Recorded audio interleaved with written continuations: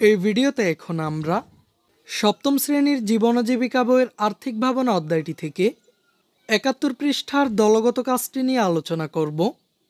আর শিক্ষার্থীরা, আমি তোমাদেরকে এই ক্লাসটির মাধ্যমে দেখিয়ে দেওয়ার চেষ্টা করব তোমরা এই দলগত কাজটি কিভাবে সমাধান করবে। তো প্রথমে চলো আমরা দেখে নিই এই দলগত কাজটি করার জন্য আমাদেরকে কি নির্দেশনা দেওয়া হয়েছে।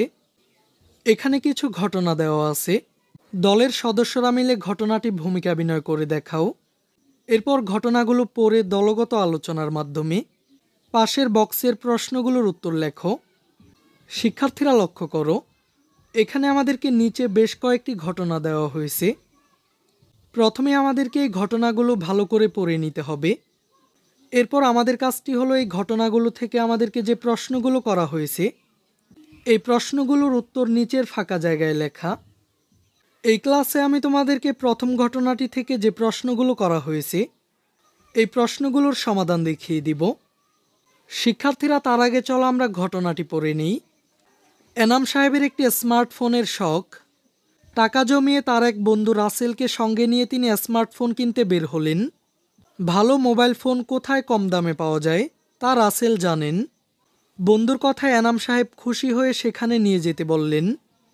সেখানে যাবার পর এনাম সাহেব দেখলেন মোবাইল ফোনগুলোর দাম সত্যি অনেক কম, কিন্তু কোনো ফোনেরই ওয়ারেন্টি কার্ড নেই, আসল বক্স নেই। তিনি বুঝতে পারলেন এখানে চোরাই মোবাইল ফোন বিক্রি হয়। এরপর তিনি মোবাইল ফোন না কিনেই ফিরে আসলেন।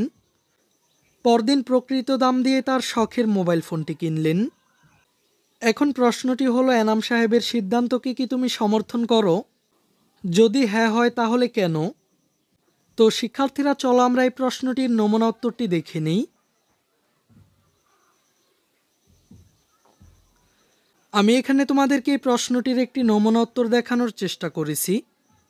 উত্তরটি হলো হ্যাঁ, এনাম সাহেবের সিদ্ধান্তকে আমি সমর্থন করি, কারণ তিনি আর্থিক লেনদেনের ক্ষেত্রে নৈতিকতা অনুসরণ করেছেন।